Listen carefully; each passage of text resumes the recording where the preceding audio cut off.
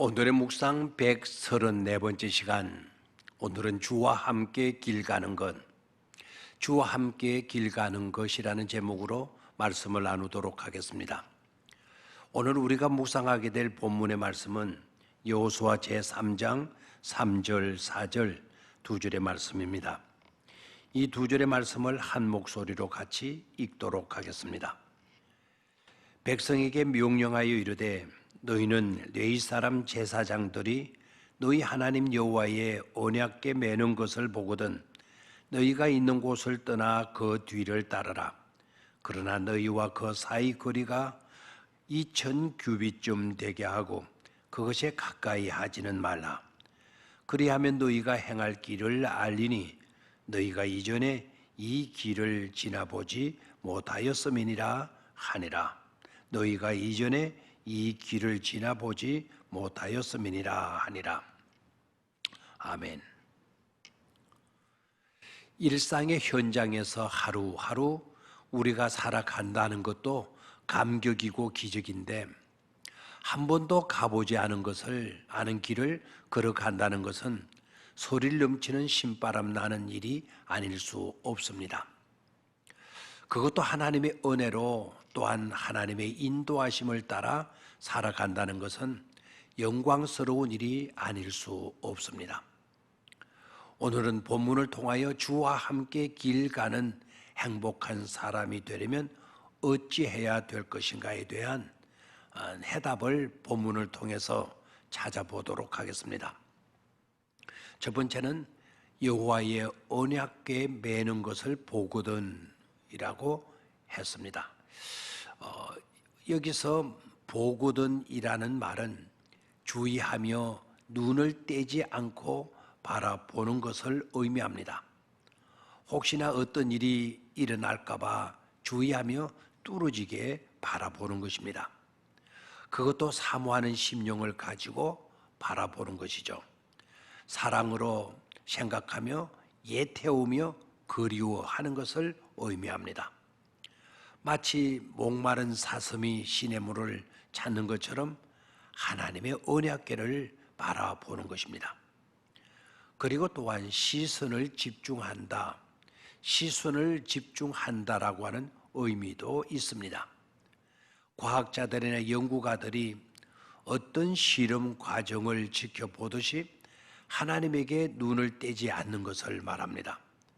그러니까 주와 같이 길 가는 행복을 위하여 우리들의 시선은 해바라기가 태양을 향하듯이 그래서 영양분을 공급받고 아름다운 씨앗을 맺듯이 하나님을 주의 깊게 바라보며 하나님을 간절히 사모하며 말씀에 눈이 떨어지지 아니하고 시선을 집중하는 것입니다. 두 번째로 주와 함께 기쁨으로 길을 가기 위해서는 너희가 있는 곳을 떠나라고 했습니다. 너희가 있는 곳을 떠나라고 했습니다. 여기서 있는 곳이라고 하는 말의 의미는 굴레를 말합니다. 즉 굴레를 벗어나라는 것입니다. 주와 함께 길 가는 행복한 사람이 되려면 3절에 너희가 있는 곳을 떠나 너희가 있는 그 굴레를 떠나 그 뒤를 쫓아라 했습니다. 그 뒤는 바로 언약궤를 말하게 되죠. 그렇습니다. 주와 함께 길 가는 행복한 사람이 되려면 비결은 너희가 있는 곳을 떠나는 것입니다. 어떤 한 곳에만 안주하려는 사람은 새로운 어떤 것을 기대할 수 없습니다. 분명히 알아야 할 것은 지금 이곳은 하나님께서 약속하신 최종의 목표의 자리가 아니라는 사실입니다. 그러기에 먼저 나만큼 뭐 한 사람이 어디 있어라는 자기 만족의 굴레에서 빠져나와야 합니다. 또한 옛날에는 내가 어떠했는데 라는 식의 과거의 굴레에서도 벗어나야 합니다. 언약궤는 떠나 저쯤 가고 없는데 나는 아직 지난 과거에 묶여 여기에 앉아 있다면 그것처럼 안타까운 일은 없습니다. 하나 더, 오늘의 굴레를 벗어나야 합니다. 이유는 앞으로 받을 은혜, 앞으로 들어갈 하나님의 나라, 그곳에서 누릴 영광이 훨씬 더 크기 때문입니다. 크리소스톰이라고 하는 교부는 이렇게 말을 합니다. 세상아, 네가 나를 버렸느냐? 나도 너를 버렸노라라는 유명한 말을 했습니다. 감격의 여정이 되기 위해서는 나라는 굴레에서 벗어나야 합니다. 과거라는 굴레에서 떠나야 합니다. 세상이라는 오늘의 굴레에서 떠나지 못하므로 앞으로 받을 은혜를 제한한다면 그것은 엄청난 불행이 아닐 수 없기 때문입니다. 중요한 것 하나 더 있습니다. 불신의 굴레에서도 벗어날 수 있어야 한다 하는 것입니다. 하나님을 내 생각이라는 상자 속에 가둬서는 안 됩니다. 하나님은 전능하셔서 모든 것을 새롭게 하고 모든 것을 치유하십니다. 얼마 전 우리 교회 남자 집사님께서 떨리는 목소리로 전화를 걸어왔습니다. 내용은 방광의 종양 같은 것이 있다고 큰 병원에 가보는 것이 좋겠다는 의사의 소견을 들었던 것입니다. 충격을 받은 집사님은 혹시 오진일 수 있겠다 싶어서 가까운 다른 개인 병원에 가서 진료를 받았더니 그 병원에서도 똑같은 말을 하더랍니다. 불안과 두려움으로 급히 대학병원으로 갔습니다. 대학병원에서도 같은 소견을 갖고 급히 수술 날짜를 잡았습니다. 그런데 수술날 아침 굉장한 일이 벌어졌습니다. 수술 바로 직전 진료에서 그 종양이 사라지고 없는 것입니다. 의사도 집사님 부부도 너무나 충격을 받은 것이죠. 너무나 기쁘고 반면에 놀랐습니다. 이럴 수가 없다는 것입니다. 혹시나 하여 다른 병원으로 가서 초음파를 했습니다. 깨끗하다는 것입니다. 기적이었습니다. 그러나 그보다 더욱 감사한 것은 집사님 내외가 그 일로 하나님의 살아계심과 사랑하심을 확신하게 된 것입니다. 세 번째로 기쁨으로 주와 함께 길을 가기 위해 그 뒤를 쫓아라 라고 했습니다. 즉 말씀의 인도를 받는 것입니다. 3절과 4절에 제사장들이 여호와의 언약궤 매는 것을 보거든 그 뒤를 쫓아라 그리하면 너희 행할 길을 알리니 라고 말씀합니다. 여기서 그 뒤를 쫓아라는 말씀을 유념해야 합니다.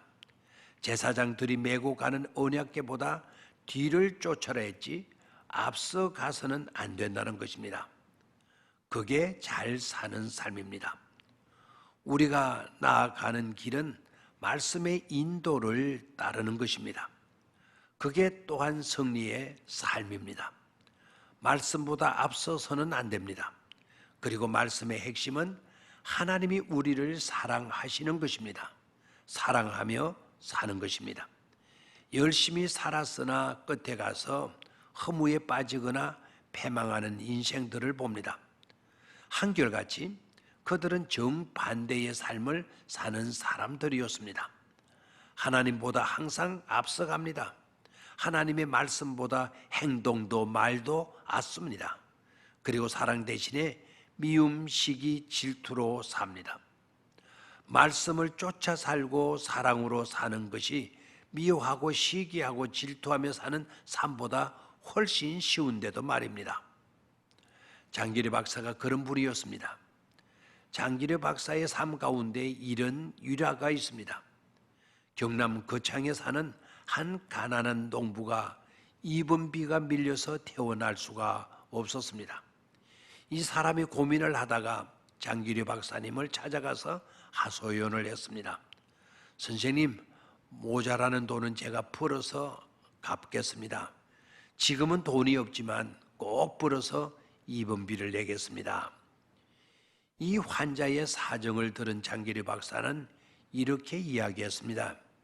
그냥 도망가십시오.